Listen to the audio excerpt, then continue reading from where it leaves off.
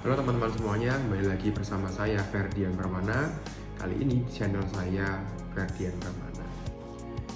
Kita akan membicarakan masalah psikologi lagi ya.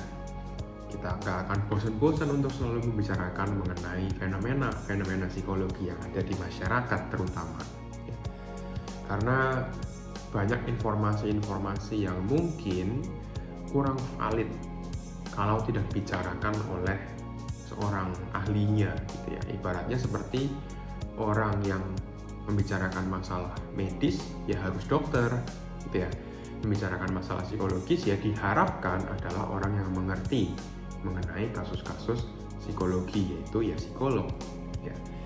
Beberapa waktu belakangan kasus mengenai kekerasan dalam rumah tangga itu sedang cukup marak di masyarakat kita.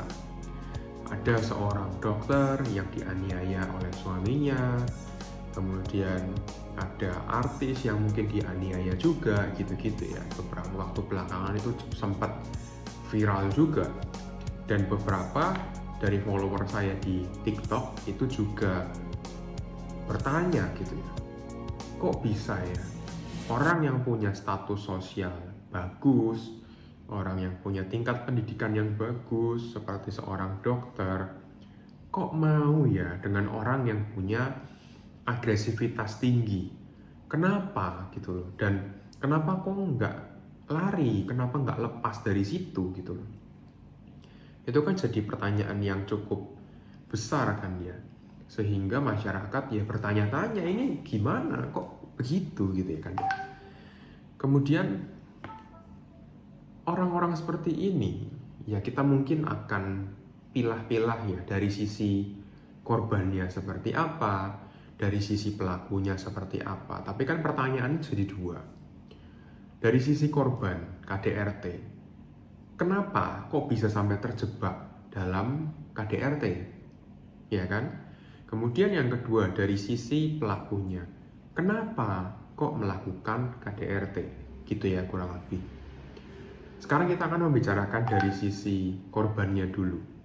Kalau dari sisi korbannya, biasanya dia itu kurang mengenal secara dalam pasangannya itu seperti apa. Ya, dia tidak tahu pasangannya itu seperti apa dan baru ketahuan, baru kelihatan setelah entah itu dipacarin atau bahkan justru setelah menikah atau setelah punya anak justru baru kelihatan orangnya seperti apa. Dan korban-korban KDRT mungkin kalau masyarakat umum itu akan menganggapnya oh perempuan gitu. Padahal belum tentu loh, korban-korban dari KDRT itu juga banyak yang laki-laki. Banyak, jangan dikira sedikit loh ya. Nah, rata-rata itu pas masih kenal itu nggak tahu perilakunya aslinya seperti apa. Nah, ketika sudah komitmen, sudah pacaran, sudah menikah, sudah punya anak, sudah tinggal bersama, baru kelihatan aslinya seperti apa gitu. Dan belum kenal mendalam, udah pacaran, belum kenal mendalam, sudah menikah, itu biasanya juga salah satu faktor resikonya. Kemudian yang kedua, biasanya sudah tahu pasanganku itu punya tingkat agresivitas yang lumayan tinggi atau punya kepribadian yang kurang oke, kasar gitu ya. Tapi korban ini selalu berusaha untuk denial atau justru berusaha untuk menerima dia, menerima apa adanya, katanya begitu. Kemudian dia juga berharap dan dia berharapnya bisa mengubah pasangannya itu menjadi orang yang lebih baik menurut dia. Tidak kasar lagi, tidak KDRT, gitu-gitu. Dan harapan-harapan seperti itu pada akhirnya dia lakukan bertahun-tahun, berpuluh-puluh tahun bahkan, tapi ternyata tidak berubah. Masih aja tetap seperti itu. Boleh sih kalian berharap seperti itu, cuma tentukan gitu, sampai kapan? Kita kan nggak bisa kontrol orang lain kan, sehingga ya yang bisa kita kontrol ya kita sendiri, kita yang punya harapan, kita yang menjalani hidup. Kalau kita dikasarin terus, dikerasin terus, di KDRT-in terus, kita bisa bertahan sampai kapan gitu loh. Kemudian faktor yang ketiga adalah karena dijodohkan misalkan.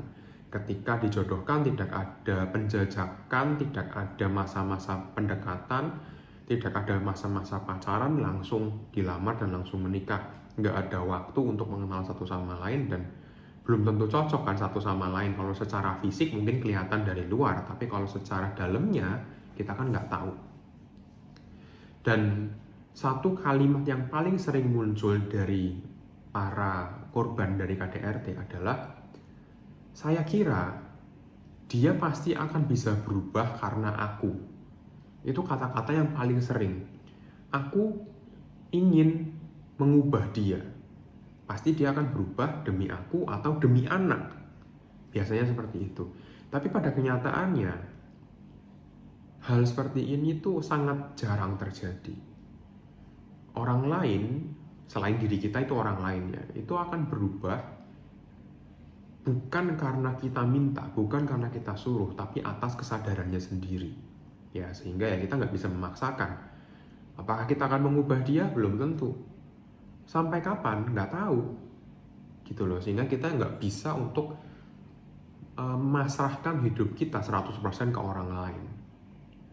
Sehingga kita hanya bisa berharap, dan berharap, pada akhirnya kita hanya kecewa. Kemudian yang kedua, dari sisi pelakunya. Kenapa pelaku itu melakukan KDRT?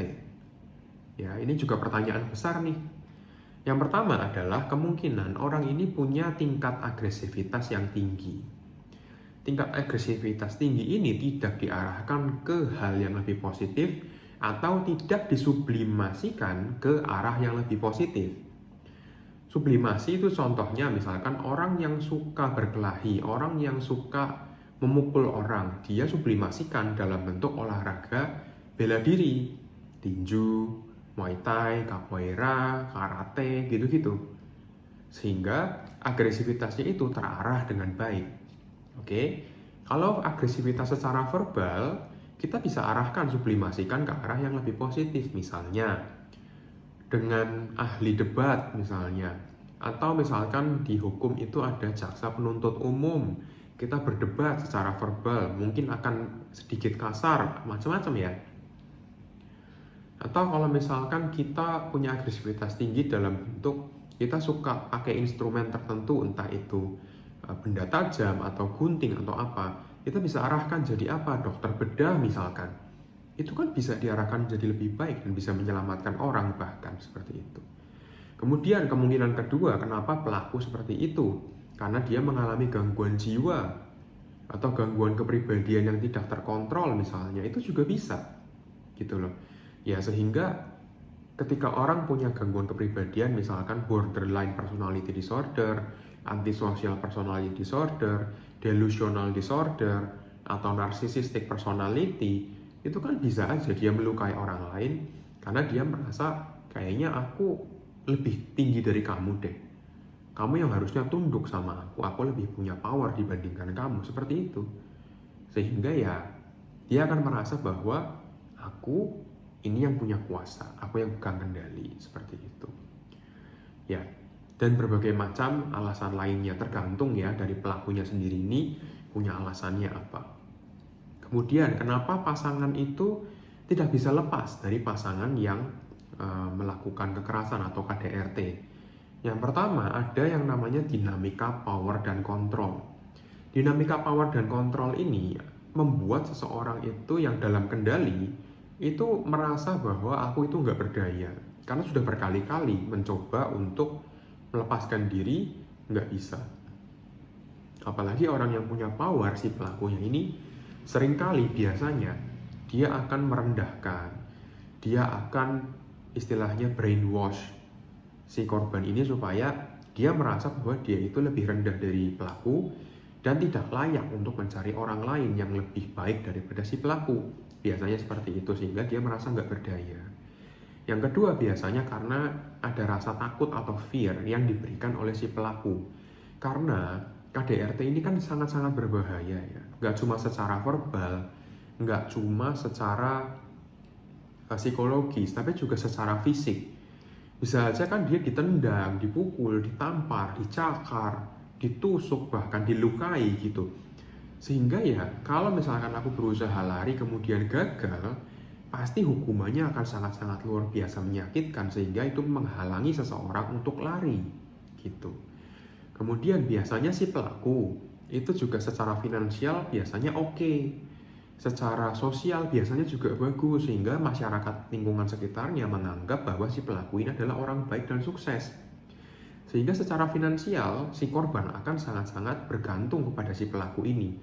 Si korban juga biasanya tidak boleh keluar rumah, tidak boleh untuk bersosial, tidak boleh untuk cari kerja. Tugasnya hanya di rumah saja, sehingga yang kelihatan bagi masyarakat awam sosial adalah si pelaku ini adalah orang benar dan orang baik gitu. Sehingga si korban akan merasa sangat tergantung sama si pelaku ini. Kemudian ada juga secara emosional juga biasanya akan tergantung sama si pelaku, sehingga si korban ini nggak bisa lari dari dia. Kenapa secara emosional bisa sangat tergantung? Karena sekali lagi, yang keluar ke luar rumah, yang bekerja, yang bersosial kan si pelaku. Artinya kalau si korban ini butuh apa-apa ya harus lewat dia gitu loh. Jadi secara emosional pun akan sangat-sangat tergantung dengan si pelaku. Kemudian kalau misalkan kita memutuskan untuk mau bercerai, mau berpisah, si korban ingin menggugat gitu, akan ditakut-takuti juga. Nanti kalau pisah ini akan jadi aib keluarga, akan menjadi stigma bagi keluarga. Masyarakat akan mencibir, akan mengata-ngatai. Seperti yang tadi saya bilang, pelakunya ini kan kelihatan baik di mata masyarakat, di mata keluarga, dan lain-lain. Sehingga kalau misalkan nanti cerai, sudah pasti yang akan dihujat adalah si korbannya. Karena korbannya ini ya selalu akan dihalangi untuk keluar dari rumah, untuk bersosial, untuk bekerja, sehingga terkesannya negatif. Yang lebih baik adalah pelakunya. Ini yang juga menghalangi. Nanti akan dihakimi oleh masyarakat sosialnya di lingkungan dia. Belum lagi masalah anak. Ketika anaknya sudah 4, sudah 5, itu akan dijadikan alasan, kamu mau cerai, nanti anak-anak bagaimana, gitu-gitu. Sehingga ini akan menjadi pemikiran juga bagi para korban KDRT. Kemudian yang terakhir, ini akan saya bicarakan dalam video yang berbeda mengenai trauma bonding, di mana korban itu mungkin akan mengembangkan kedekatan secara psikologis dan emosional dengan orang yang meng-abuse dia. Dalam kondisi abuse, bisa jadi seorang korban itu akan tetap mencintai dan menyayangi dan menghormati pelaku KDRT. Karena sudah ada trauma bonding itu fenomena yang cukup menarik untuk dibicarakan, dan kita akan bicarakan dalam video yang berbeda nantinya ya. Tapi kurang lebih itu yang ingin saya bicarakan di video kali ini mengenai kekerasan dalam rumah tangga. Semoga video kali ini itu bisa membantu kalian semua, memberikan wawasan, memberikan insight bagi kalian semua, kira-kira harus bagaimana. Solusinya bagaimana berarti ya? Berarti kalian harus segera memutuskan, ambil keputusan, decision untuk apakah kamu akan tetap di situ, apakah kamu akan kabur dari situ. Masing-masing akan ada konsekuensinya, tapi pilihlah konsekuensimu secara sadar. Kamu yang pilih mana yang menurutmu lebih baik. Apakah kamu akan terus berharap dia akan berubah, atau kamu yang berubah dan hiduplah sesuai dengan apa yang kamu inginkan dan kamu mau, yang kamu harapkan juga. Oke, kurang lebih seperti itu dalam video kali ini. Dalam video kali ini, semoga membantu dan salam sehat jiwa bagi kita semua. Terima kasih.